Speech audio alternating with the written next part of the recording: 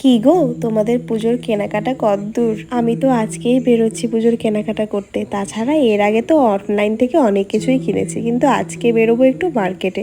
তো প্রথমেই এসে এই কাকুর দোকানে আমরা এসেছি। এটা হচ্ছে আমাদেরই মার্কেটের ভেতরে একটা দোকান। এখানে কুর্তি কালেকশনগুলো খুবই সুন্দর ছিল, কিন্তু অনেকটা হাই প্রাইস ছিল। এই সিম্পল সিম্পল কুর্তিগুলোই অনেকটা হাই প্রাইসে ছিল, তো ওখান থেকে কিনিনি, ভাবলাম যে পরে কিনবো। তারপরে আমরা চলে যাই ম্যাডো শপিং মলে।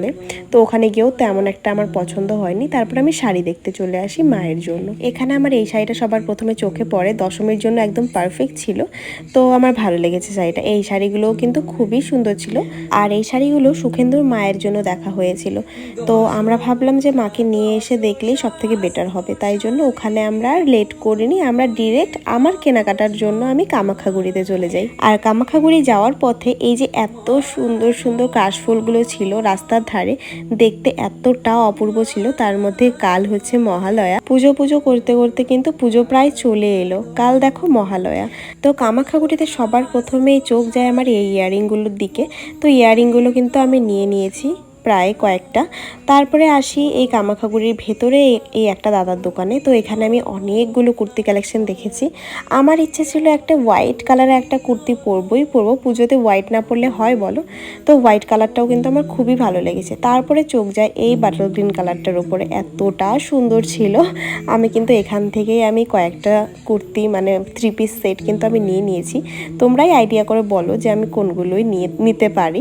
পুজোর সময় তো তোমরা দেখতেই পারবে যেগুলো এগুলোই আমি পরে বের হবো।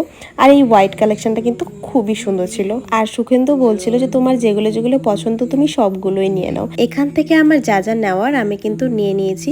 এবার আমরা আবার বারোবিশার দিকে যাচ্ছি, কারণ সুখেন্দুর জন্যও কিনতে হবে। আর ও সবসময় বারোবিশা থেকেই কেনে।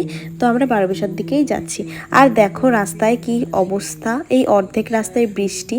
আর এখানে এসে তো আরোই বৃষ্টি, পুরো কাক ভেজা হয়ে গেছি। তারপরে বারোবিশা আস্তে আস্তে দেখি আর বৃষ্টি নেই। তারপরে এই দাদার দোকানে আসি বারোবিশায়। তো আমি আমার বাবার জন্য প্রথমে শার্ট দেখছিলাম, যে বাবাকে আমি একটা শার্ট দেবো। তো এই শার্টটা আমার খুবই পছন্দ হয়েছে হোয়াইটের মধ্যে। তারপরে আমি এখান থেকে যে কোনো একটা শার্ট নিয়ে নিয়েছি। আর সুখেন্দু এখানে প্যান্ট দেখছিল, শার্টও দেখছিল। আজকে এই কয়েকটা কেনাকাটি করতে করতেই আমাদের প্রায় বিকেল 4:30 বেজে গেছে। তো এই হলো আজকে আমাদের কেনাকাটির ব্লগ। পুজোর ব্লগগুলো কিন্তু কেউ মিস করো না। তো চলো টাটা।